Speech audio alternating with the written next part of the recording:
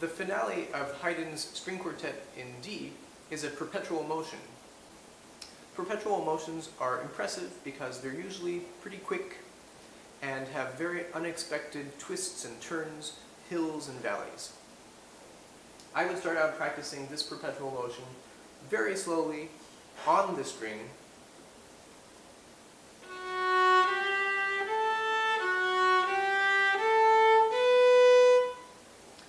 until you're happy with the intonation and where you're using fourth fingers and open strings.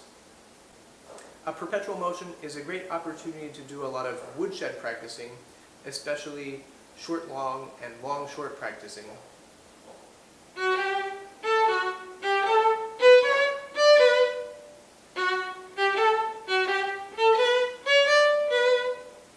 This can also be done under slurs.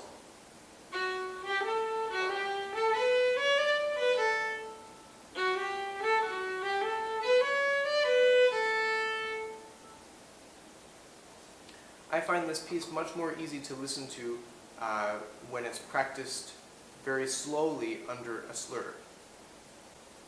As you start to work this string quartet up to a quicker tempo with a metronome, let's still stay on the string.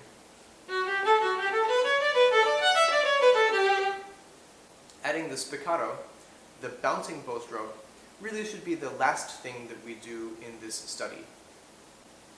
If you haven't already worked on your spiccato, I recommend trying this way. We'll start with a dropped down bow.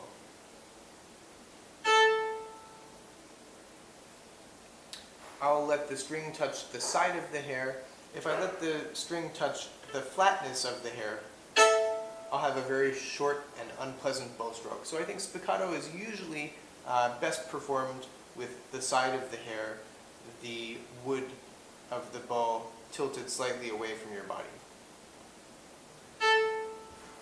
And in the right arm, you'll find that perhaps you feel a little bit more like your arm is a crane gently suspending the bow in midair. Yeah? So let's try 2 bouncing bow strokes.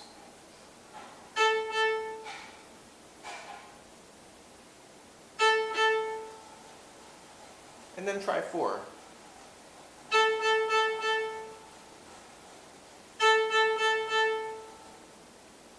I think what most students are surprised by is how close to the string a real spiccato actually works. If you're bouncing very high, well, good luck. That's not going to work very well. You can keep a spiccato less than a centimeter away from your string for sure, and sometimes even as close as 1 or 2 millimeters.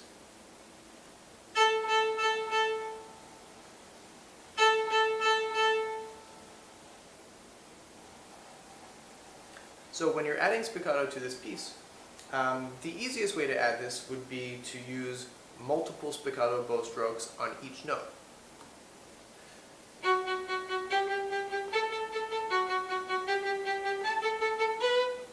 So I'll start with 4, then maybe try 2.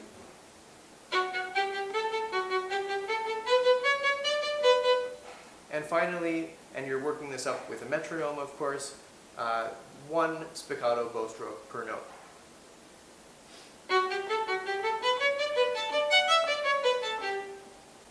I'll very likely make a separate spiccato tutorial video, so if you're still struggling with this spiccato bow stroke, search for that on my YouTube channel.